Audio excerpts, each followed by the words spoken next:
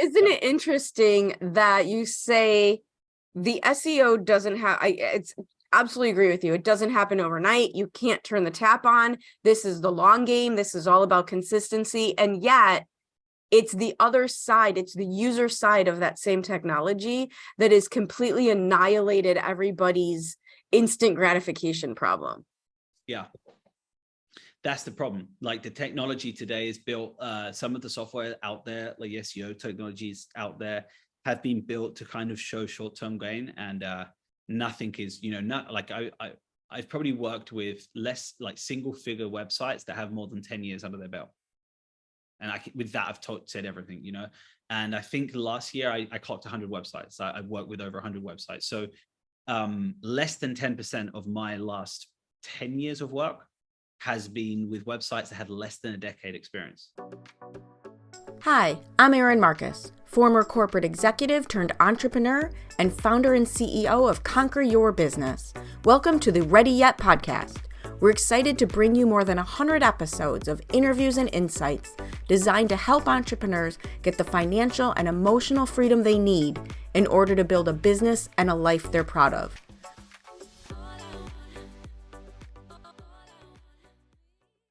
Hello, and welcome to this episode of the Ready Yet podcast. I'm excited to have Jason Pittock here with me today because, well, for a wide variety of reasons, but your story intrigues me because it's very much a self-taught situation. It's very much a figure it out, make it happen situation. And it's very much a things can happen quickly if you let them situation. And I think people stay in the struggle for so long, and you're a great example of why that's not even necessary.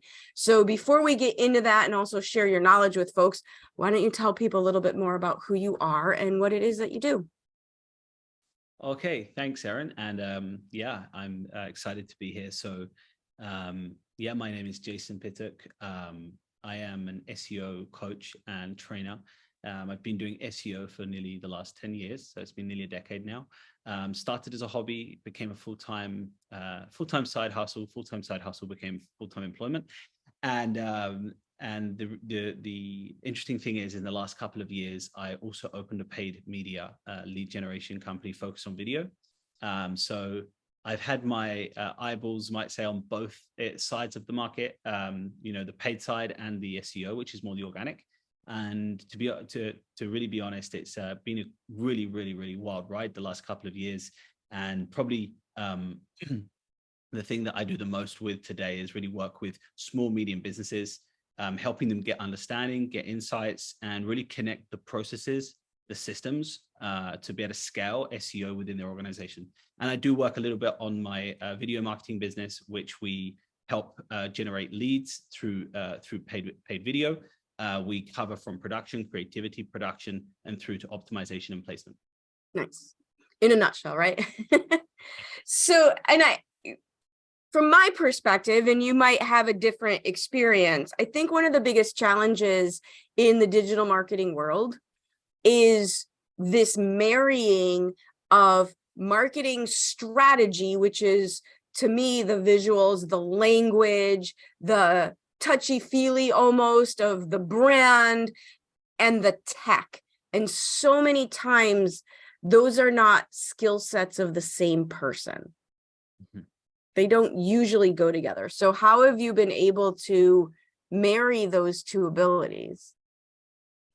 Yeah, I think it's actually a really good starting point because, technology is really a huge assistant to paid marketing professionals and SEO professionals. Paid media and SEO have one thing in common, is that you both on both ends of the spectrum, you need technology and you do depend on technology. Now, the problem that we have, I think, that has really come up in the past couple of years is technology is becoming so advanced that the average business owner truly doesn't know how to leverage those tools or applications. Absolutely. And also, technology doesn't fix a bad business problem. So if you've got a bad business model, you can throw lots of dollars at getting more eyeballs on your product, your service, but you haven't fixed like the core problem. And often when I step in and do an SEO discovery session, I'm really honest and straight with my clients and and obviously, respectfully speaking, I like to get to the core understanding of where the business is in the context, and really all of the other things that happen on the outside, like the technology, the processes, the strategy. They're all really trade-offs for really understanding. If you can understand the business model, we can choose any strategy that fits, your business strategy. We can choose any technology and use it and leverage it. Often the problem is really not being able to understand what is going to move the business to the next level. And often the root of that is because either they've been focused on promotion, and really not figuring out, what they're actually offering and who they're offering it to. And I've got a statement that I often share with people, which is, choose one buyer persona, choose a channel and stick to it. Yes. There's often SEO is like, hey, we can't figure out PPC, so we're going to test SEO, and we're going to buy, this technology stack that's going to kind of fix the problem for us. And the strategy is just to get as, much content out there. And then, they spend a bunch of dollars and they realize, oh, I actually don't understand how to use this technology. I don't know what content to put out there because I haven't understood who I'm actually selling to. And then, it snowballs from there. So really, it's about providing transparency, about being very honest, and avoiding the gray areas, and trying to be black and white as to what we can and can't do. And obviously working with the business's strengths and really positioning those, figuring out what those weaknesses are and how we can fix them. Because every business has weaknesses, every business has strengths. When it comes to SEO, they are amplified. Well, and one of the things that you're describing, the way that you're doing so correctly, if I may compliment you on that, is one of the things that you realize that so many people don't, is that the problem that they're trying to solve is actually an effect and not a cause. Yeah. Right? Like they want more sales, which is usually the problem. That's what we want. They want more sales. So they're thinking they just need visibility, and meaning if I just word vomit all over everything and make sure I'm everywhere, poof, problem solved. When, like you mentioned, that's not the actual problem. If you don't know who you're talking to and what you're saying and what they want, volume doesn't solve the problem. No. Volume is a really important factor at a different stage in the SEO game. And I really like calling SEO a game because it's a journey. It's really a journey. And often and the rules keep changing and the parts keep moving. I'm going to have to argue that one with you. I don't think the rules change. I think the parameters that we work within change. You might say the speed on the highway is always going to be the same. The turnoffs are going to be different and the roundabouts are going to, be differently spaced out. But the reality is the journey starts. And when people understand those key drivers, I've stepped in and worked with businesses for 3 months and kind of provide some understanding and insights and kind of get them to start asking the right questions and start going down that healthy path of implementing the right things that are really going to contribute to the long-term growth. But coming back to your question is that it's more about understanding, and instead of trying to throw numbers and people and dollars at it, right? I can give an example. So the average SEO agency today in the US will be charging around $50,000 to $100,000 a year to handle SEO for a company, right? Mm-hmm. My coaching packages start at $4,000, right? For $4,000, they can get on a conversation, get a ton of information, get a ton of value, get access to all of my content, my webinars, and start to understand. Obviously, there is going to be a learning curve, but the problem at the moment we have is it's extremely expensive to do the things right, because the people that do it right are not cheap, right? So good agencies, there are great SEO agencies. I know, and I work with some very good SEO agencies that really know what they're going after. There's also some very bad ones, but there are some very good ones out there, and I respect them for what they do. And they understand the game, and they price themselves high. So what happens is you get a small business, they're trying to fix their SEO problem, and they just go and throw, as you said, throw volume at it. Can be money, sometimes can be a lot of internal resources and energy, and not really still understand what those key drivers are. So I always break the key drivers down, which obviously I'm not going to go too deep into now because it's a long conversation, but we try and break them down so they can understand A, which ones to prioritize regarding ROI, and B, which ones make sense to where they're at in their business journey. Because there is an SEO game that is similar to your business game. What is your business game? Is it an exit in 3 years? Is it an acquisition in 12 months? Is it a 45-year, game plan to become the next chicken fillet? Whatever, or, to compete with Starbucks. I don't know, but your business strategy goes hand in hand with your SEO strategy. Well, and the other thing that you mentioned that I really appreciate is picking the things to focus on, because SEO, so a lot of entrepreneurs and what I've learned is as you grow your business and you're on your entrepreneurial journey, the fears don't really go away. They just kind of show up differently, right? Yeah. Same problems, new levels of versions of the same problem. And one of the things I have found is SEO and tech is a great place to hide. It's a great place to hide from going out into the world and really getting bold and doing what you need to do, because it's a never-ending game. There's not a real clear finish line if you don't set one. So having those priorities, like if you're a solopreneur, if you're an entrepreneur, if you're like at that multiple six-figure mark and you're not going to spend the millions of dollars and the 50 grand on SEO, having those couple things to focus on makes all the difference in the world. Yeah, 100%. So I can give you a really, really short example. So I worked with this guy a couple of years ago. He's based out of Munich, and he has recipes. Like he has a recipe, like he's in the world of recipes, and so he's got a sourdough website. He's got an espresso review website. So he reviews different types of espresso, and also he's doing now matcha. So he's got like lots of different really tight niches. And I sat down with him like 3 years ago in the middle of the pandemic, one cold, windy evening. And I asked him, I was like, if you had to because he's also like in the SEO community, and he's been talking about doing things the right way for a long time. So I really look up to him. And I asked him, I was like, why don't you share this with the rest of the world, right? Like, why don't you go out and say, guys, like the right way is here. Like this is, everyone, like 90% of what you read online is unfortunately leading people down the wrong path. And he said, you know why? He said, because no one's going to listen to him anyway, because no one wants to hear it. And that's when I understood that the bigger problem is that we've been kind of like digital marketing, unfortunately, has burnt so many entrepreneurs that there is like a misconception or a misunderstanding that everyone is the same and kind of nothing works, and kind of it's very, very, the learning curve is very, very steep, and people get that. But what I still kind of find every day that I talk with people is that it's the people that are in it for the long run that understand what they can and can't do, and people that understand their businesses to the point that they can talk about their client as though they're a family member.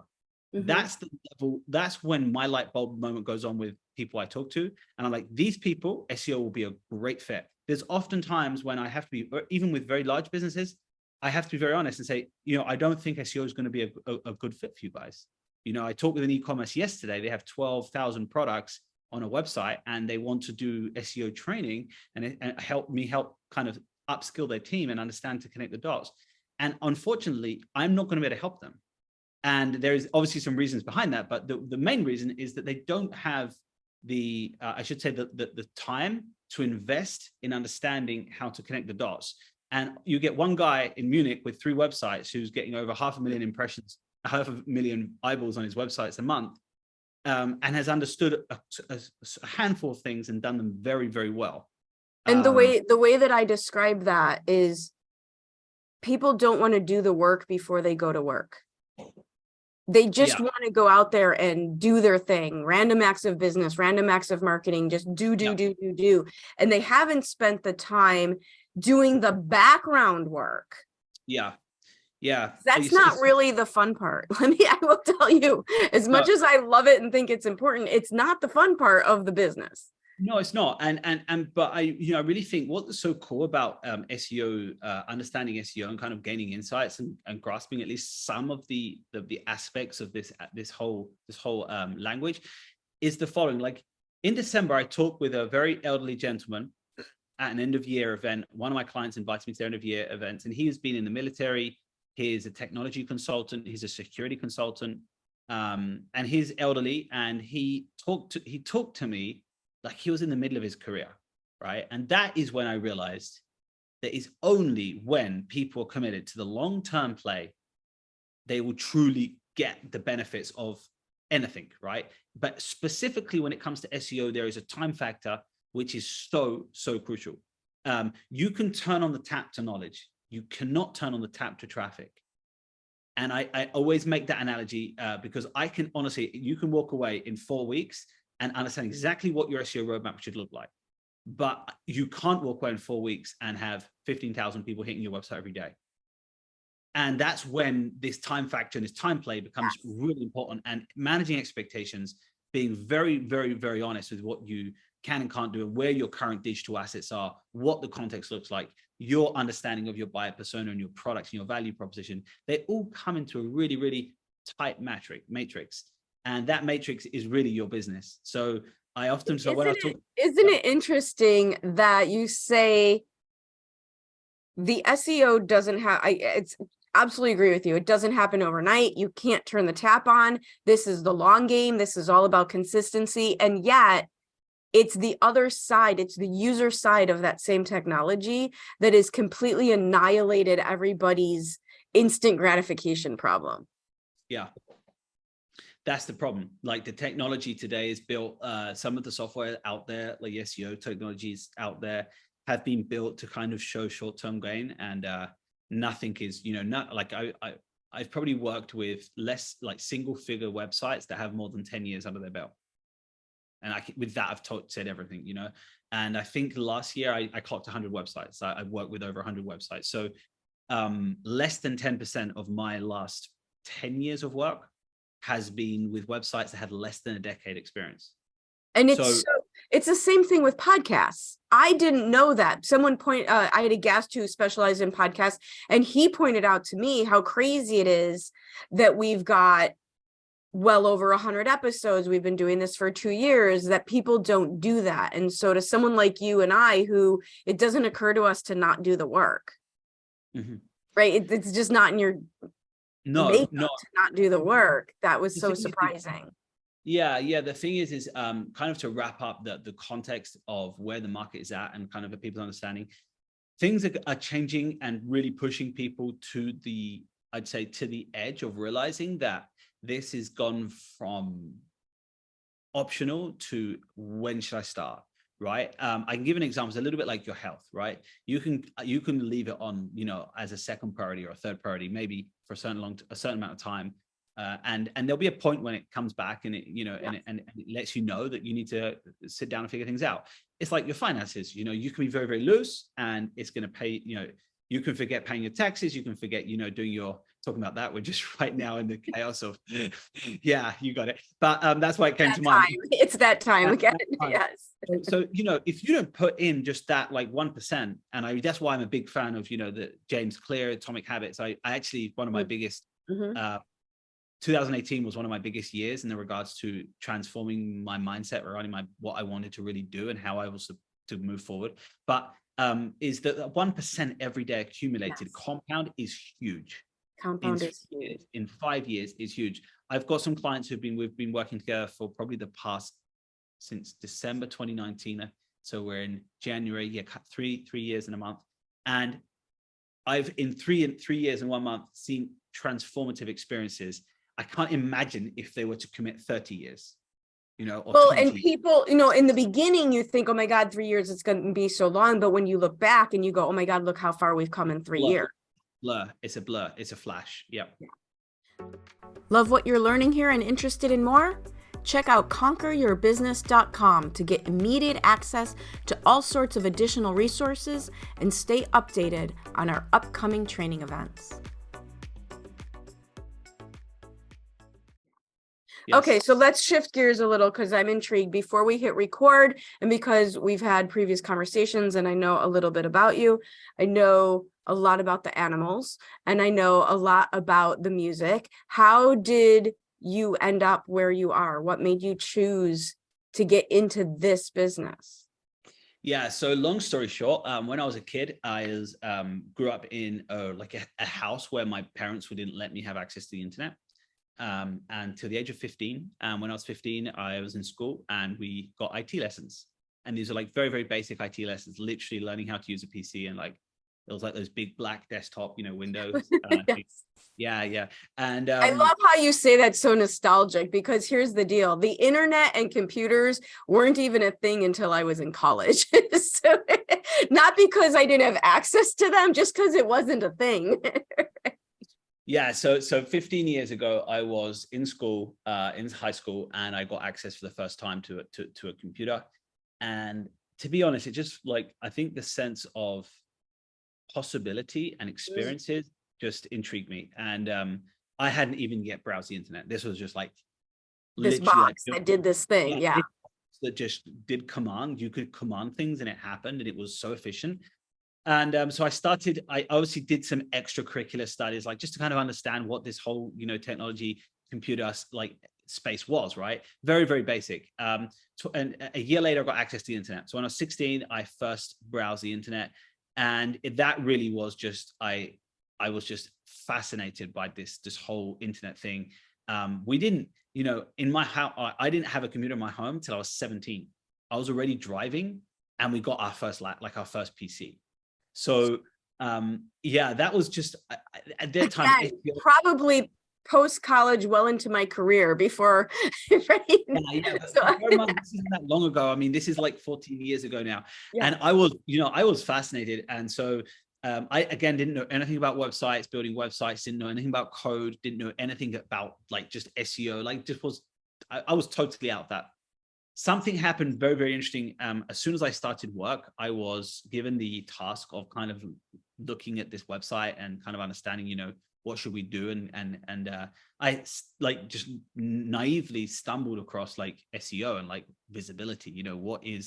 How do you get, it suddenly occurred to me, how do you get visible on the internet? Oh, okay. I saw on the back of I remember literally picking up a flyer and seeing the back of this my ex-employer's flyer had the website www.abc.com, and I was like, all right, okay, so people see the flyer and they type it, and then what about if people search is content, can you actually find content on the internet? And then I realized actually I'm making searches and everything. I remember I was nearly 18, and it all started connecting with it. I was doing a summer intern at a furniture factory. It just occurred to me.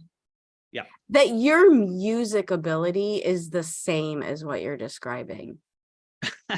Because have you ever heard that music is math, and people who are great at math are often also understand music, and your ability with music and the way your brain works is probably, because I will tell you, when I learned about the internet, that stuff never occurred to me. Promise you, not where I started, right? It's probably my inquisitive, curious George. But your ability in music, it was transferable. Yeah, this isn't any, dramatic story or exciting. So that is about as exciting as it gets. I remember right to this moment where I was sitting at this tiny desk in an office in a warehouse that had no air conditioning. It was boiling hot, and it was the summer. It was December. And it was just before. Just to clear it up, December, summer, you're in the Southern Hemisphere. Yeah, I was in Argentina, by the way. Yeah, before we confuse people. Yes. Yeah, we've got to think of our target audience. They're me talking about the avatars. Anyway, so yeah, this is boiling hot in the summer holidays. I was helping out doing a stock take, so literally manual stock take, and we were entering the stock items onto a intranet, which is back in the day. It was intranets was we would call cloud-based applications. Anyway, and I remember starting thinking hey, why can't I find the intranet? Why is it only hosted on the server? And then it occurred to me, I started researching servers. I started researching kind of cloud applications. I started researching, where are the files of websites hosted? And it was probably around 3 days. And I finally got my head around how this whole thing kind of worked, right? And it did, at that point, didn't occur anything else other than go and talk to my boss and see if I could convince him to look after the website. Because I thought, well, hey, if I can get my hands on the website, I can kind of learn for free. So fast track a few months, I graduate. I leave high school, and then I got shipped off to England to get some work experience and do some extra studies. So I'd done economics and business. I did like math. I wasn't great at math, just average. I preferred business and economics. I liked that a lot. I actually wanted to do finance. That was kind of my like finance and business finance. So I like that. Anyway, and at my uncle's house, I had access to a computer. And that is when I first found out about search engine optimization. For the first time, I came across this word. And I remember being back in those days, it was MySpace, finding some people talking about this. I talked to people on Skype, and tried to kind of understand what this was all about. At the same time, obviously, I was working. Then I got super busy and completely forgot about SEO for 4 years. I was wondering where you went from. How do you become an entrepreneur from that background? Yeah. So for 4 years, I basically worked my way up a business, and I started in the warehouse, and I wanted to be like a business manager or market. And anyway, I worked myself up, and I was in like sales and marketing. So that's kind of where I got the sales and marketing experience. My manager actually invested a lot in training and helped us but it wasn't the typical sales and marketing I'm talking about today. This was more outbound and more like in person, going to meetings, doing presentations. That was my background as well. Absolutely. Yeah, so it was getting products specified in construction, intent, working on tenders, looking at bidding, putting bids on projects, etc. So for 4 years, I forgot like this internet thing. I used email. I used, I think WhatsApp was, around then WhatsApp appeared somewhere on the scene. If not, it was BlackBerry Messenger. Like I was using technology, but I was just like the SEO thing was like archived. 4 years. Now I moved to Buenos Aires, to the capital, because of my career. I was getting some deals. I was super young. I was getting really, really good pay. And I moved to the big city, which is Buenos Aires, and started traveling around South America, working with some different clients and projects. And it was a really good time in the sense from my career. Like I felt like I was actually making a lot more progress than I expected to be at that age. So I felt very fulfilled, but I didn't like the factory or the construction scene. Like I didn't feel comfortable. I felt very out of control the whole time. So I had the imposter syndrome every single meeting. Isn't it crazy how you could be doing such a great job, having all the outcomes, and still like something's not right? I struggled then with anxiety because projects would be delivered like 3 days late, and I was OCD about, I need this project to be delivered because this client and there's another project. And I realized just that when you are hands-on, right? When you're hands-on in projects, it's definitely got a lot of benefits. And I mean, this is how, things are put together. But I felt that my mind worked better when I could work with something that had so much more scope, right? So many more possibilities. And sure enough, like November 2018, I lost my job.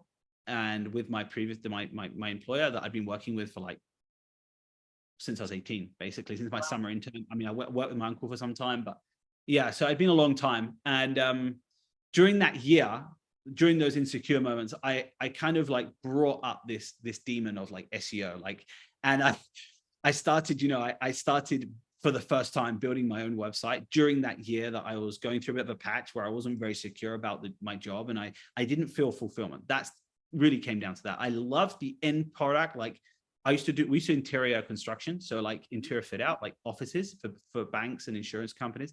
I'd walk around an end product, and it'd be an end project. It'd be great. The project manager would be wow, great. Very satisfying to physically see that you created. But during the project, I struggled. I really did. It wasn't my thing. I didn't feel that at that time it was the best use of my energy. And at the same time, I was doing okay. I was super very well looked after by the business. And anyway, they let me go in November 2018, which was probably the biggest favor of my life, because I was now on my. So what makes you stay on your own instead of looking for another job? Well, the reason I left mainly was probably because of just misunderstanding with leadership, and just I would say complicated business relationships. But you could have gone and gotten another job at a different company instead of. So I had a little bit of savings. I remember looking at my bank account, and I literally had single figures in my bank account left, but I knew I had enough to kind of survive 3 months, maybe 6 if I pushed it out. And I didn't have a car. I sold my car. I made a lot of bad financial decisions early 20s. We all do. We all do. I lived in a flat that I could afford, but I couldn't afford it because I had to like sell my car. It's like a crazy situation. Yeah. But the long story short is I left and I just immediately opened up my laptop and thought, how do I get into this world of technology and digital, right? How I just had this sense that I would find something there that could give me a little bit more of a sense of fulfillment. I mean, I know how hard it is. And I talk about this a lot with other young people. It's so difficult to find fulfillment in your work. This is not an easy thing to figure out. Well, it's also hard to come from what you're describing as doing a good job, but not feeling like it's exactly right. And then going through whatever turmoil results in you no longer being employed there. And yet to come out of that with enough self-trust to start your own business. I didn't have self-trust. Like, honestly, I was like, I knew I could survive for 6 months and I could pay the internet and I could pay the rent. So I moved house to a really small, dingy flat back in my hometown, which is even further down south. So I was in Buenos Aires in the capital, and I moved back down to where my parents were from, and basically started from scratch. And I had a really crappy computer. I knew nothing about code, zero information about content. I understood more I'd say what we would used to call like black hat SEO, which is more like the off-page SEO. So I knew more about that and about, sub networks and PBNs and backlinks and domain authority. And I understood like the different, website structures and schema types. And during that period, I linked up with a guy who helped me get into an organization which really transformed me, which was basically an SEO group of people, a group of SEO people that were doing SEO the right way. They were talking about like biblical principles to SEO, right? I call them biblical principles because they're like, you either agree or you disagree. It's like kind of a moral thing, right? And I just immediately gravitated to what these guys are doing. In the meantime, I was posting I was finding jobs for SEO, just really basic SEO work online. And I started getting just all types of jobs. 2018 and 2019, I was doing like, optimize my website, $200, I'll do it. Help me, build like an SEO strategy for this e-com I just bought, $500, I'll do it. And I just started just doing these jobs, and that was really like repetition of that and talking with this group that kind of mentored me and trained me. And these guys were absolute, I mean, they still are, they are the father, like they're the father and mother of like the internet.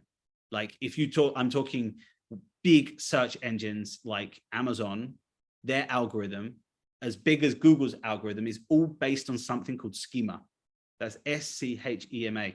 And that is how websites or how like web application or properties are constructed in a way that can be visual to search engines. So put very basically, it's like looking at a library and knowing where to find a book.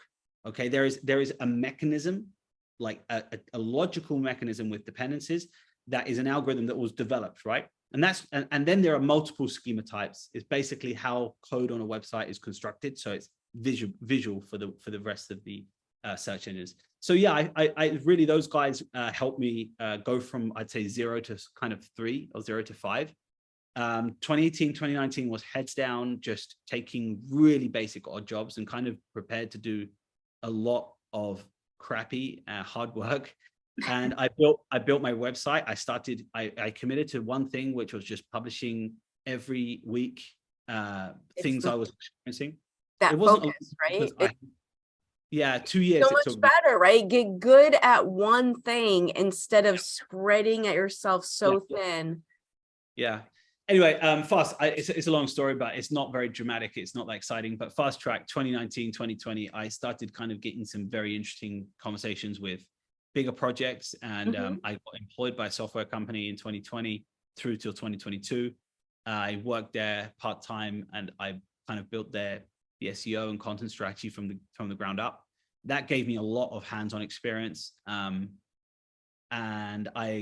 in between that time, I worked with some big application technology firms that taught me a lot, because you don't learn until you make mistakes. Kind of absolutely. And one of the things that you're displaying so well is that information's available. Information is the information is available to every single person. You're talking about living in a small town in southern Argentina, right? With crappy laptop, crappy internet, crappy flat, right? And yet you had access to the information that 100%. you chose to do something with. Yeah, I think in that sense, like, that's why I really like the internet. I think it's a very, there are obviously some players that are going to understand how to leverage things better, but we all have the same opportunity on the internet, you know, like, I think more or less, like, we all, everything is there. Like, I read it the other day, actually. I can't remember actually who said it. I think it was Alex Hormozes. Like, everything, nearly everything about anything is already published. It's already there. I tell people all the time, there's information is available. Yeah, I was talking, it was actually in reference to the ChatGPT, you know, thing that's going on at the moment, that, like, interestingly enough, like, the SEO game is, you know, quite at the moment, quite in quite a shock with this ChatGPT and what does the future of search engines look like, blah, blah, blah. But the long short is, there is so much information out there. Basically, people who get better at repackaging it and having a unique perspective within the long. And so, yeah, I just basically started getting more and more projects doing. Obviously, I was executing. So I was doing execution, which means basically I was like a solopreneur agency. So people would come to me with an SEO project and I would deliver it. And then in 2021, end of 2021, beginning of 2022, I left this software firm and the software business, and I decided to go like full time doing the SEO. And I realized that I wanted to train and I wanted to document my journey. And I was prepared to earn less, but feel that I was helping people at a larger scale. So I tested it in one project during 2022, the beginning of 2022, and it just exploded in my face. Like, I never felt that level of connection with my work, where when I saw people go, oh, the light bulb moment, right? It means everything.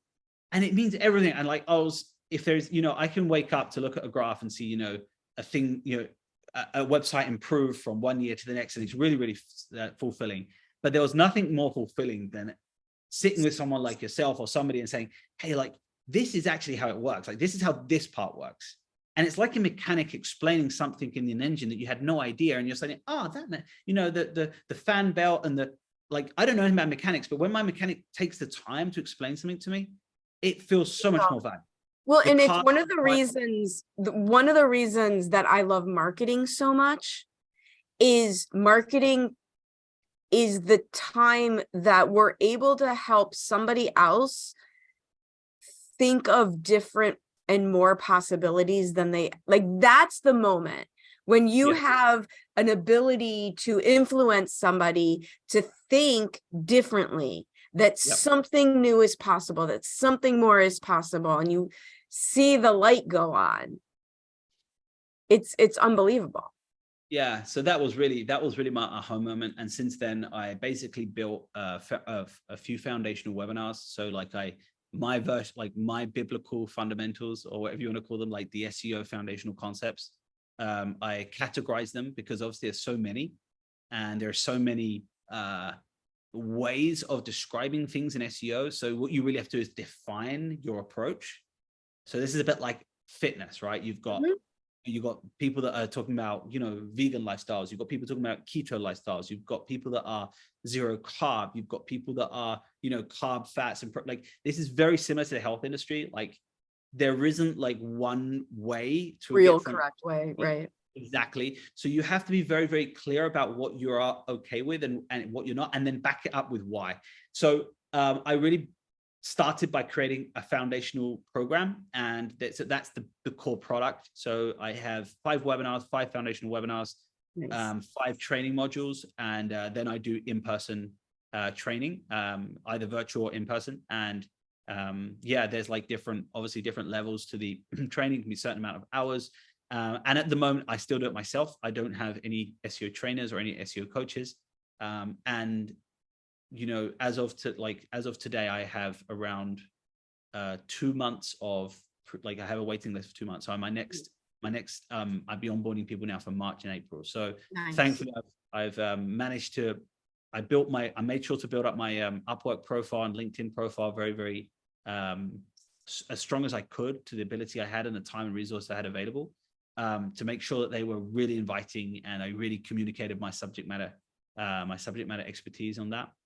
So And worked with referrals. Basically, I had a good. So are the modules that those courses are available? Yeah, so those courses are the foundational, like the foundational SEO program is the basic product, and that starts at I think $4,000. And then depending on how many hours that you want to do in one-on-one training on each module, there's different packages available. And perfect segue, perfect, because you and I could like go on forever because I'm intrigued. Why don't we wrap this up by telling people how exactly they can get a hold of you and find that information?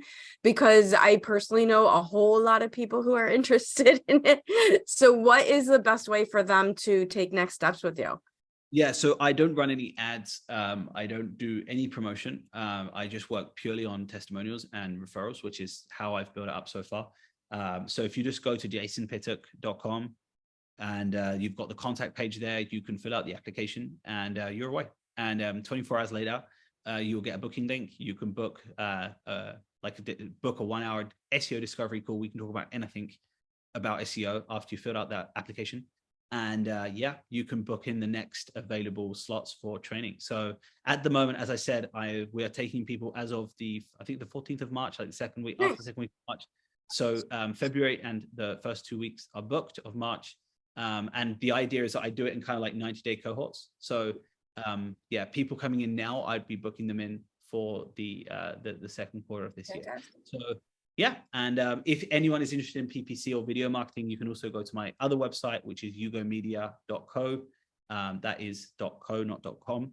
And Yugo Media is YUGO Media. If you Google Yugo Media, we didn't even talk about PPC. That's a whole nother podcast. It's a whole. We'll have to come. We'll have to do another episode. So thank you so much for sharing your story. I love all the examples of taking action, regardless of what resources you do or don't have. Sticking with something you love and then taking it to the next level, right? And just always being curious. Yeah, and not giving up.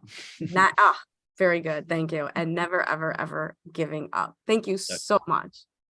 Thank you, Erin. It's been great to be here. I appreciate it.